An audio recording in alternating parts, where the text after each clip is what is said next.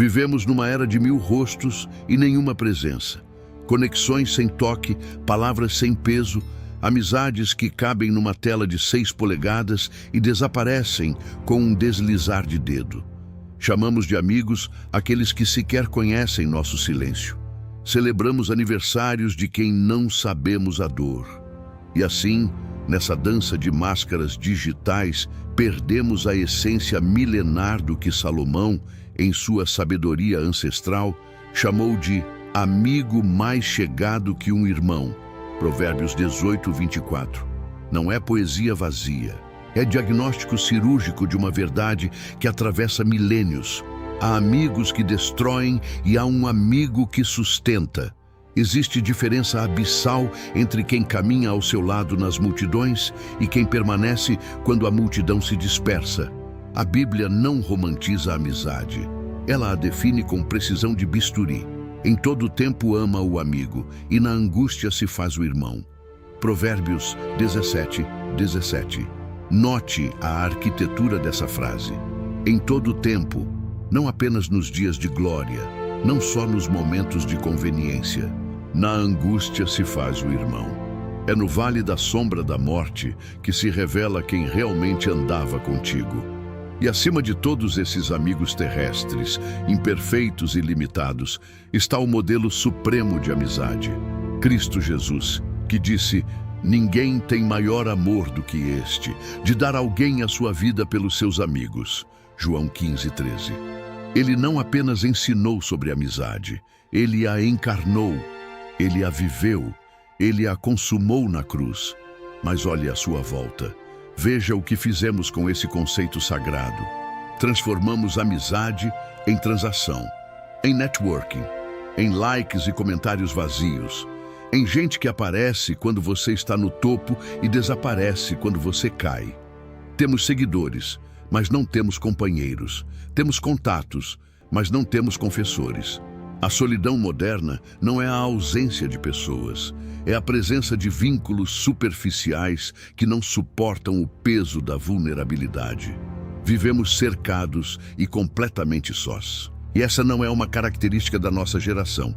É o grito de alerta das Escrituras ecoando através dos séculos.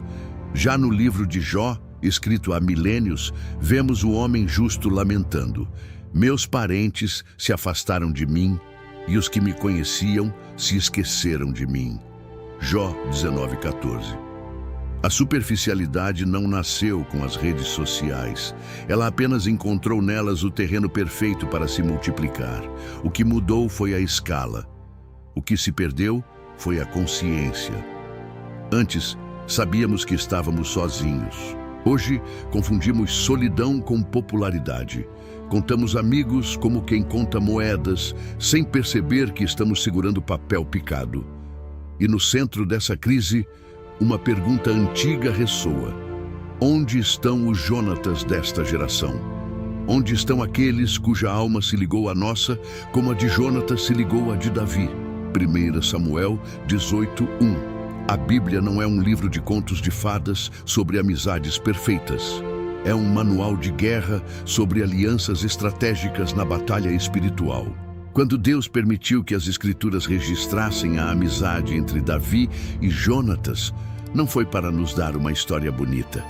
Foi para nos mostrar o padrão. Jonatas era filho do rei.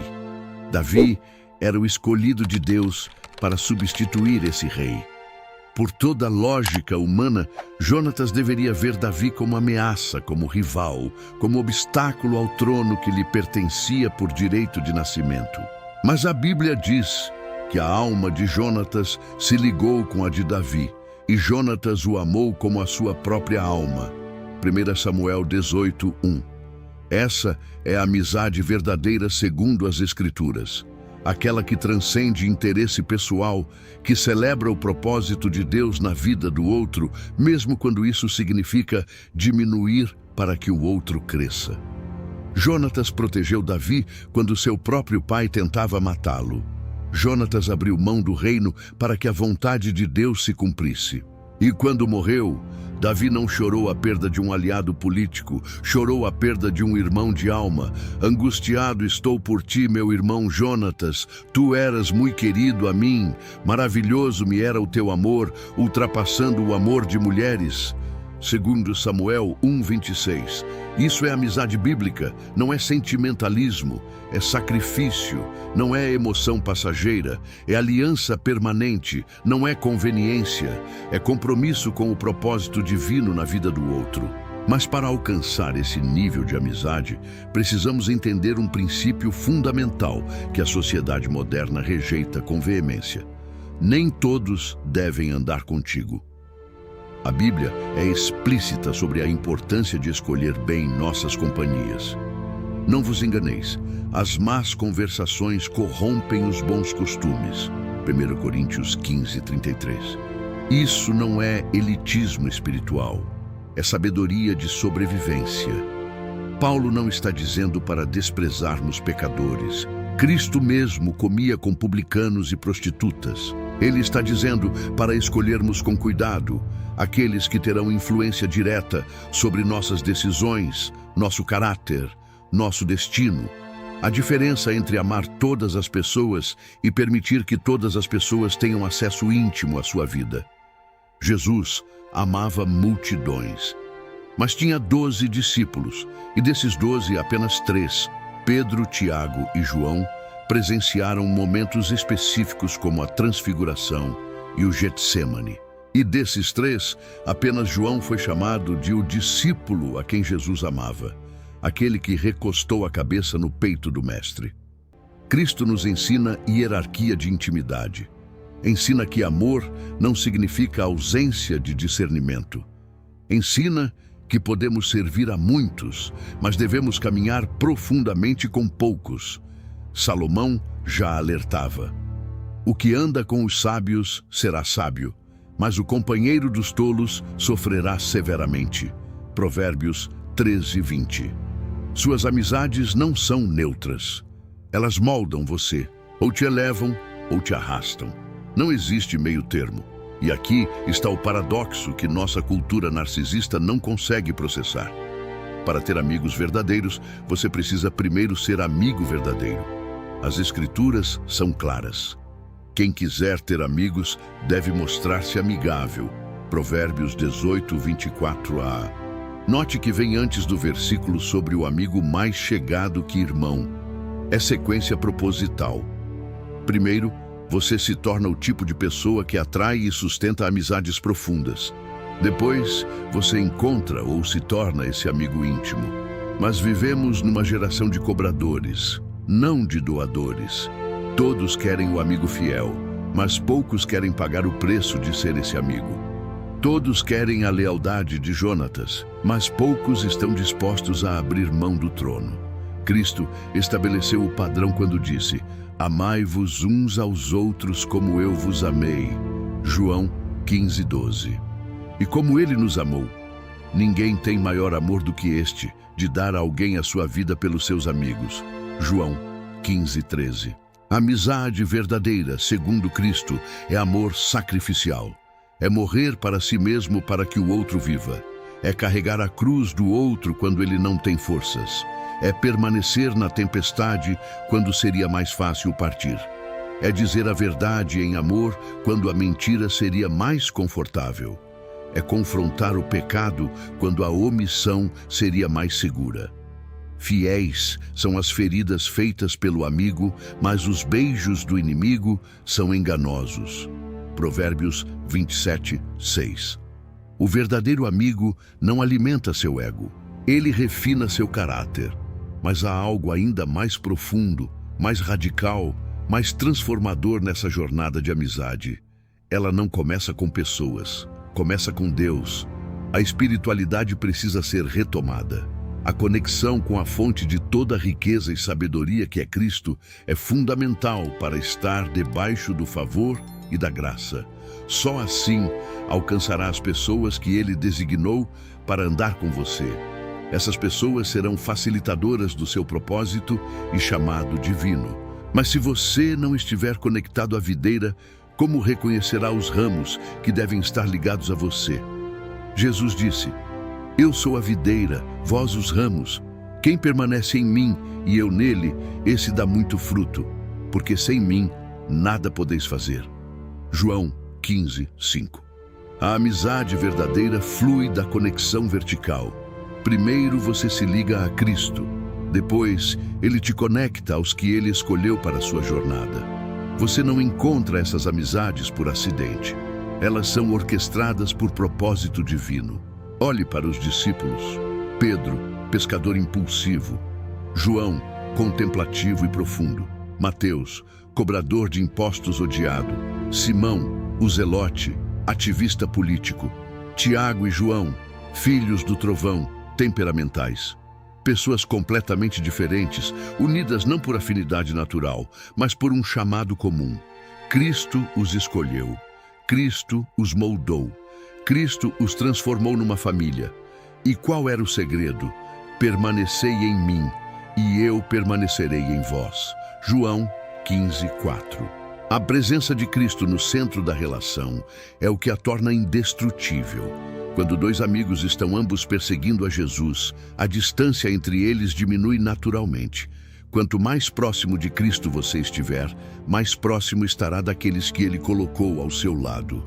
Agora, uma pausa necessária nesta reflexão.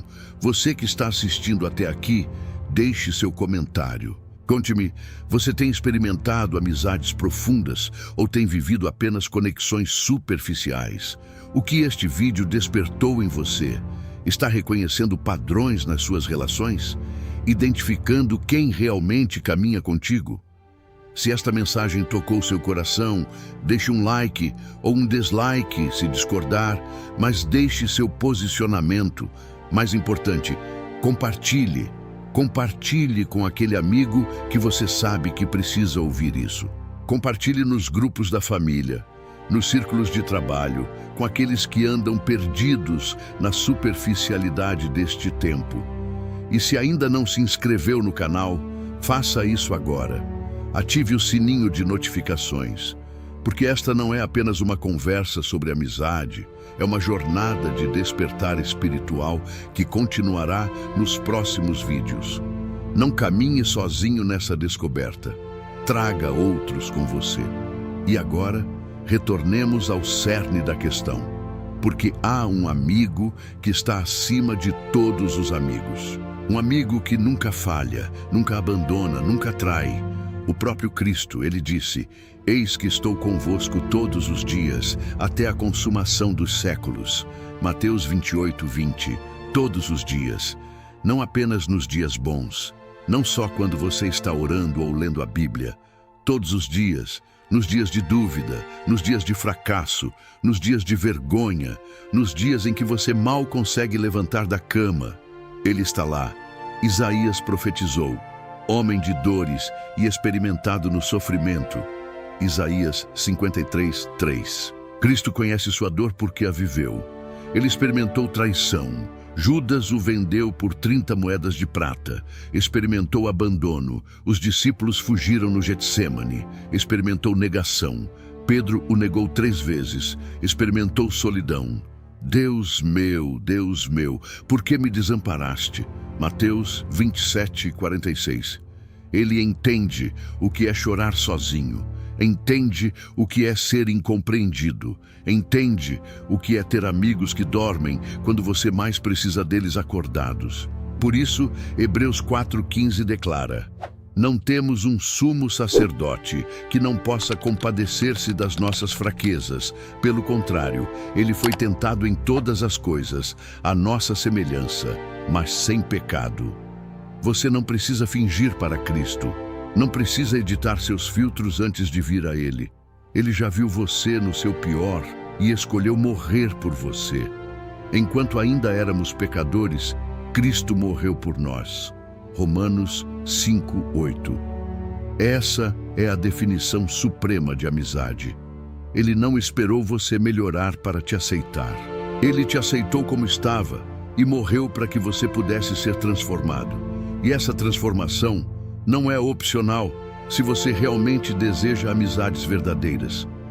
Porque pessoas quebradas, tentando se completar umas nas outras, só criam dependências tóxicas. Mas pessoas curadas em Cristo, transbordando do amor divino, criam alianças sagradas. A oficina de joias que refina você não está nas experiências humanas, está nos joelhos, em oração. Está na palavra viva e eficaz. Está no quebrantamento do seu ego diante do altar. Está na rendição absoluta ao senhorio de Cristo. Paulo escreveu aos Filipenses: tudo posso naquele que me fortalece. Filipenses 4:13. Mas essa força não vem de autoajuda motivacional. Vem de esvaziamento. Esvaziou-se a si mesmo, vindo a ser servo. Filipenses 2:7, falando de Cristo. Para ser cheio de Deus, você precisa se esvaziar de si. Para ter amigos verdadeiros, precisa parar de buscar validação neles e encontrá-la em Cristo. Para ser o amigo mais chegado que irmão, precisa primeiro conhecer o amigo que é mais chegado que todos. E esse processo de refinamento é doloroso. Provérbios 27:17 diz: como o ferro afia o ferro, assim o homem afia o rosto do seu amigo. Atrito gera afiamento. Pressão produz transformação. Os amigos verdadeiros que Deus coloca na sua vida não estarão lá para concordar com tudo que você diz. Estarão lá para amolá-lo, refiná-lo, confrontá-lo quando necessário. Natã confrontou Davi após o pecado com Batseba. Disse-lhe na cara: tu és este homem. 2 Samuel 12:7. E Davi não rejeitou a palavra. Ele se arrependeu, se quebrantou, voltou a Deus. Essa é função de amigo segundo as Escrituras. Não alimentar seu pecado, mas confrontá-lo em amor para que você seja restaurado. Mas isso só funciona quando ambos estão sob a autoridade de Cristo, sob a luz da palavra, sob o senhorio do Espírito Santo. Então chegamos ao ponto crucial desta mensagem, ao apelo final que não pode ser ignorado. Você pode ter todos os amigos do mundo e ainda assim estar completamente perdido se não tiver amizade com Jesus Cristo. Você pode ser a pessoa mais popular da sua cidade e ainda assim passar a eternidade em separação de Deus. Amizade com Jesus não é religião, não é tradição, não é ir à igreja aos domingos e viver como o inferno de segunda a sábado. É rendição absoluta. É reconhecer que você é pecador, que está separado de Deus, que merece a morte eterna. O salário do pecado é a morte. Romanos 6:23. Mas é também receber o maior presente já dado à humanidade. Mas o dom gratuito de Deus é a vida eterna em Cristo Jesus, nosso Senhor. Jesus pagou sua dívida na cruz, levou seus pecados, morreu sua morte, ressuscitou para sua justificação. E agora te estende a mão e pergunta: você aceita essa amizade? Eis que estou à porta e bato. Se alguém ouvir a minha voz e abrir a porta, entrarei em sua casa e cearei com ele, e ele comigo. Apocalipse 3:20. Ele está batendo. Você vai abrir? Se a resposta é sim, se neste momento seu coração está sendo tocado pelo Espírito Santo, não endureça. Não resista. Faça esta oração comigo agora. Senhor Jesus, eu reconheço que sou pecador. Reconheço que vivi longe de Ti, buscando preencher vazios em lugares errados, inclusive em amizades superficiais. Mas hoje eu Te aceito como meu Salvador e Senhor. Creio que morreste na cruz pelos meus pecados e ressuscitaste ao terceiro dia. Perdoa-me, transforma-me, entra na minha vida e sê o meu amigo mais chegado que irmão. Guia meus caminhos, conecta-me às pessoas certas, livra-me das erradas e usa-me para ser instrumento do Teu amor. Em nome de Jesus, amém. Se você fez essa oração com sinceridade, algo extraordinário acabou de acontecer. Você passou da morte para a vida, da escravidão para a liberdade, da solidão para a família de Deus. E agora vem o passo seguinte: não caminhe sozinho. A jornada cristã não foi desenhada para ser solitária. Procure uma igreja próxima de você. Uma igreja que prega a palavra de Deus com fidelidade, que vive em comunhão genuína, que discipula os novos convertidos. Não precisa ser a igreja perfeita, ela não existe porque é feita de gente imperfeita. Mas precisa ser uma igreja viva, que crê na Bíblia, que exalta a Cristo, que pratica amor. Ali você encontrará os irmãos e irmãs que Deus preparou para caminhar contigo. Ali você será ensinado, fortalecido, apoiado nas quedas, celebrado nas vitórias. E não deixemos de nos reunir como fazem alguns, mas encorajemo-nos uns aos outros, e ainda mais quando vocês veem que o dia se aproxima. Hebreus 10, 25. E se você orou agora, se tomou essa decisão, deixe seu testemunho nos comentários. Escreva: hoje eu aceitei Jesus como meu Salvador. Torne público seu compromisso, declare ao mundo, porque Jesus disse: portanto, quem me confessar diante dos homens, eu também o confessarei diante de meu Pai que está nos céus. Mateus 10, 32. Esse comentário não é ritual vazio. É declaração de guerra contra as trevas. É alinhamento público com o reino. É semente de testemunho que pode tocar outros que estão lendo. Faça isso agora e saiba, a partir deste momento, o Senhor guiará os seus caminhos até Ele, não mais como escravo, mas como amigo, não mais como perdido, mas como filho. Jesus disse: já não vos chamo servos, porque o servo não sabe o que faz o seu Senhor, mas tenho-vos chamado amigos. João 15, 15. Esta é a amizade suprema, a aliança eterna, o vínculo que nem a morte pode quebrar. Bem-vindo à família, bem-vindo ao reino, bem-vindo à amizade com o Rei dos Reis. E que daqui em diante, conectado à videira verdadeira, você encontre e cultive as amizades que Deus preparou para a sua jornada.